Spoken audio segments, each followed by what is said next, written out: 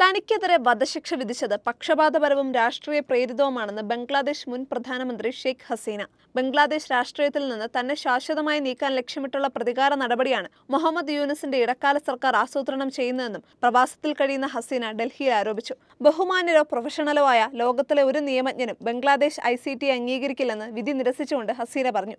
ശിക്ഷ വിധിച്ച അന്താരാഷ്ട്ര കുറ്റകൃത്യ ട്രൈബ്യൂണലിൽ അന്താരാഷ്ട്രമായി ഒന്നുമില്ല. ഒരു തരത്തിലും അത് നിഷ്പക്ഷവുമല്ല. കോടതിയിൽ സ്വയം വാദിക്കാൻ ന്യായമായ അവസരമില്ല.